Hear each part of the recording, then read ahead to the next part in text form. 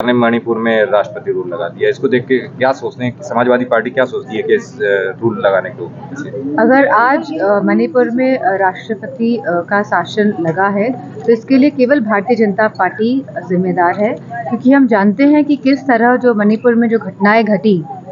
तो इसके लिए पूरी तरह जहां तक भारतीय जनता पार्टी जानती थी कि दोनों जो ये गुट हैं इनमें इस तरह की टेंशन्स लगातार बढ़ती जा रही हैं, उसके बावजूद भी इनको बढ़ने दिया गया। और कहीं ना कहीं जहां हम मांग कर रहे थे कि मणिपुर पे चर्चा हो, उस समय जब ये घटना घटी थी इतनी बड़ी,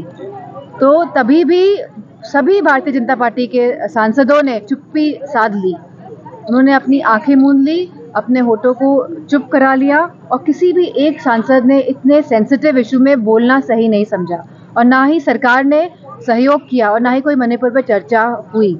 और ना ही हम चाहते थे कि वहाँ के मुख्यमंत्री को बदला जाए, तो ना मुख्यमंत्री को बदला, और उसका परिणाम ये हुआ है कि आज वहाँ पे राष्ट्रपति शासन लगा दिया गया है। अच्छा, राष्ट्रीय अध्यक्ष अखिलेश यादव ने कहा है कि पुलिस वालों पे टिप्पणी करते हुए कहा है कि पुलिस वालों को बीजेपी की टोपी पहननी नहीं चाहिए। क्या लगता है कि यह पुलिस एक तरफा काम कर रही है, सरकार के हिसाब से काम कर रही है? जिस तरह से पूरा मिल्कीपुर का चुनाव हुआ और करहल का भी जो उपचुनाव हुए हैं, तो जहां हमने देखा है कि पूरा शासन और प्रशासन टारगेटेड तरह से काम कर रहा है कि सरकार जीत जाए, कि सरकार जो भारतीय जनता पार्टी के जो कैंडिडेट हैं वो जीत जाए। तो मैं समझती हूँ जिस तरह काम कर रहे हैं और जो देखने को मिल रहा है वो तो यही बात देखने को मिल रही है। क्या लगता है ब्यूरोक्रेसी पूरे सरकार के ऊपर, सरकार के इशारे पे काम कर रही है?